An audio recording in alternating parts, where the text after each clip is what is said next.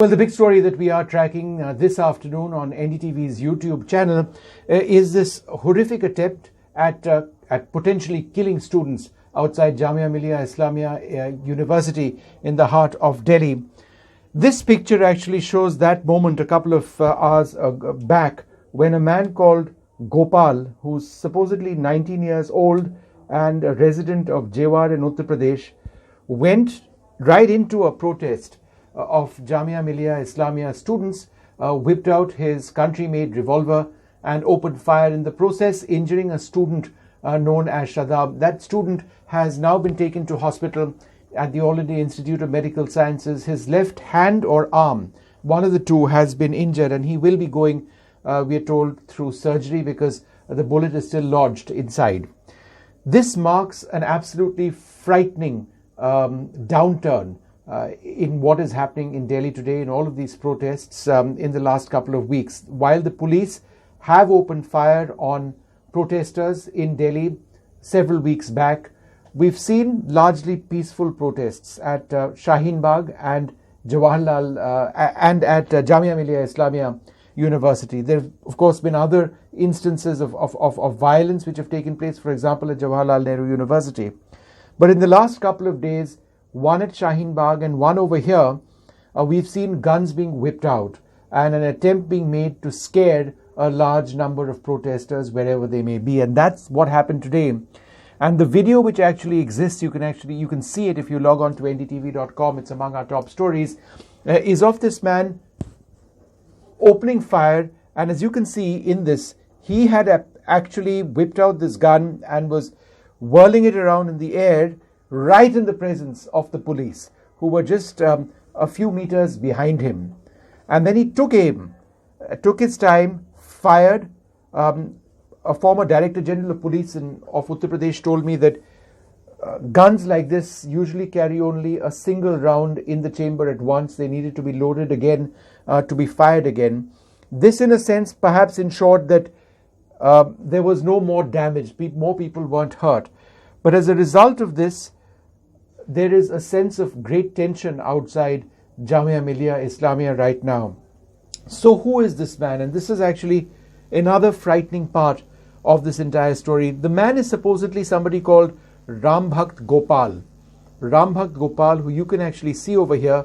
And as I say that, the page has disappeared on Facebook. That page has been taken down by Facebook, which in a sense is welcome, because the messages of hate which he actually had over there absolutely frightening.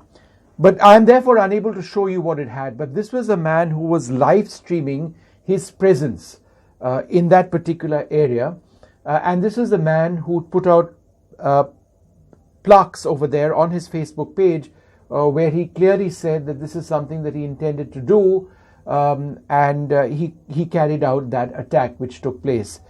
Now, remember, a few months back, there was the horrific terror attack in New Zealand, which also took place when a gunman went into a mosque and opened fire and was live streaming that when several people lost their lives, I believe, in a mosque when that incident actually took place.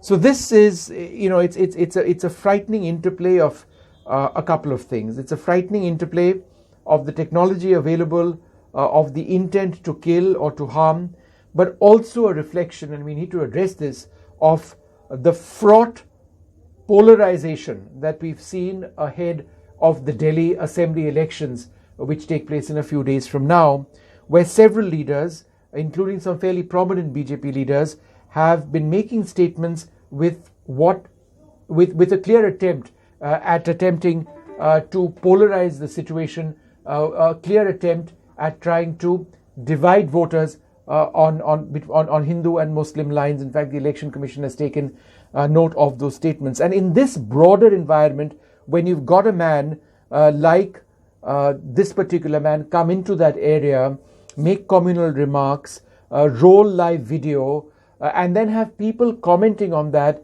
with absolutely crazy things, justifying the assault and justifying an attack on members of the Muslim community, it's deeply, deeply saddening, and it's a reflection of the state that exists in the city, our national capital, at this juncture. So that's a story we continue to track at this stage. The police have fortunately taken him into custody at this stage. We want a quick and a free investigation, and obviously let's see where this goes. But I think it's welcome that all political parties have called for peace in light of the situation. But at the Jamia Millia Islamia University at this stage outside, there are lots of protesters, most presumably are students, who are very upset. Even the riot police has been brought in, and it is in a sense a strange return and a sad return to that tension which we'd seen in that area several weeks back.